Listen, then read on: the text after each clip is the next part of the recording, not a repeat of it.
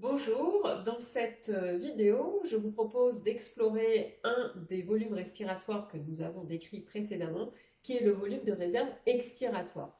Pour cela, je vais tout de même évoquer un autre des volumes définis, qui est le volume courant ou volume tidal, qui est le volume qui est mis en circulation durant une ventilation de repos, qui est d'à peu près 1 demi-litre, ce qui veut dire qu'à chaque inspiration, le diaphragme se contracte, il s'abaisse, il augmente le volume des poumons, ce demi-litre d'air augmente et à chaque expiration, le diaphragme donc se relâche, le volume des poumons diminue, ce demi-litre d'air est expulsé. Quand on a effectivement expulsé ce demi-litre d'air à la fin d'une expiration de repos, on a dit qu'on peut expirer encore de l'air.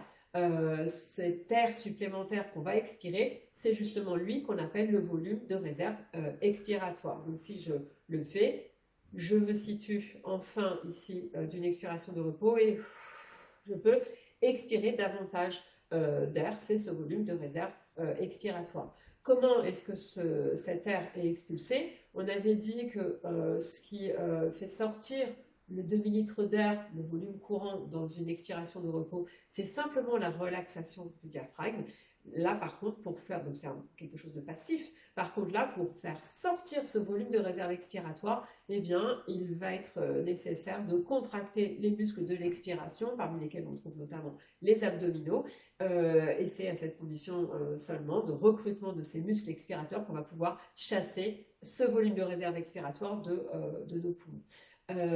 Et bien sûr, à ce moment-là, quand on a expulsé ce volume de réserve expiratoire de nos poumons sont ratatinés, compressés sur eux-mêmes. Les muscles de l'expiration sont contractés, par contre les muscles de l'inspiration sont relaxés. Alors justement, on peut dire un mot, si on maintient, si on se situe à la fin de l'expiration de ce VRE, ce volume de réserve expiratoire, à ce moment-là, on est dans une situation où justement les muscles de l'expiration sont contractés. Si on maintient cette apnée, eh bien, on réalise un travail statique de ces muscles, à la condition, bien sûr, comme on l'a expliqué précédemment, que les voies respiratoires restent ouvertes sur l'extérieur, donc il ne faut pas que bouche et nez soient fermés en même temps, il ne faut pas non plus que la glotte, cet espace entre les cordes vocales, soit fermé. Dans ce cas-là, si la glotte est fermée et si on relâche les muscles de l'expiration, eh bien, il va y avoir une pression qui va s'exercer sur la glotte, une sorte de sous-pression finalement, qui ne va pas être quelque chose de, on va dire, de positif pour les cordes vocales qui peuvent être un peu abîmées. Donc, bien sûr, c'est plus à la longue, c'est pas en faisant une fois que ça va les abîmer, mais en tout cas, il faut faire attention à cette dimension et puis aux fragilités qu'on peut avoir les uns les autres. Donc, voilà ce qu'on peut dire pour cette apnée donc qui fait suite à la sortie de ce volume de réserve expiratoire. On peut maintenant, évidemment, après avoir fait sortir ce volume de réserve expiratoire, on va évidemment inspirer. On peut s'intéresser à cette inspiration qui fait suite à l'expulsion du VRE, du volume de réserve expiratoire. Là, il y a une chose intéressante à souligner, c'est que cette inspiration va se faire de façon passive, contrairement à ce qui se passe au repos. On l'avait dit, sur une ventilation de repos, l'inspiration est liée donc à la contraction du diaphragme, c'est une phase active. L'expiration de repos est liée à la relaxation du diaphragme, c'est une phase passive. Là, une fois qu'on a expulsé tout l'air qui était présent dans nos poumons, en tout cas qu'on pouvait expulser, ce VRE, eh bien, pour inspirer, il suffit de relâcher les muscles de l'expiration et à ce moment-là, l'air va entrer passivement. C'est une des rares situations dans lesquelles l'inspiration va justement être passive et c'est une raison pour laquelle c'est une situation qui est utilisée dans les techniques de relaxation.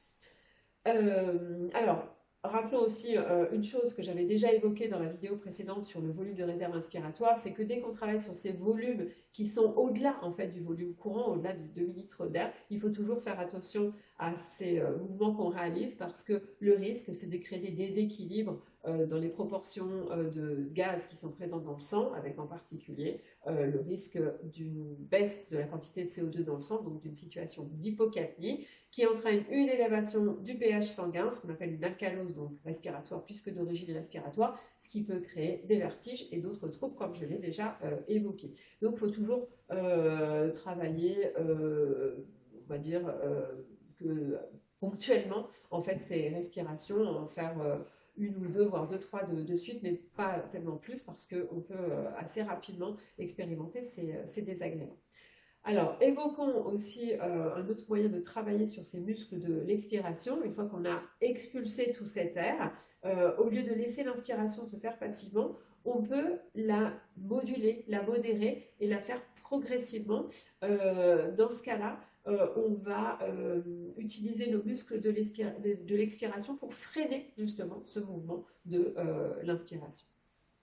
Voilà ce que je voulais évoquer concernant ce volume de réserve expiratoire. Donc nous arrivons au terme de ces vidéos que je voulais proposer autour des volumes respiratoires qui permettent de se rendre compte qu'il est important de comprendre ces notions de volume respiratoire. Ça permet déjà de pouvoir mieux saisir ce qui se passe dans notre corps, de pouvoir s'observer avec plus de précision. Et puis, ça permet aussi d'envisager tout un tas d'exercices permettant de travailler sur la respiration. Donc, nous avons terminé avec cette vidéo et je vous dis à bientôt pour une prochaine vidéo autour de l'alcalose respiratoire, justement.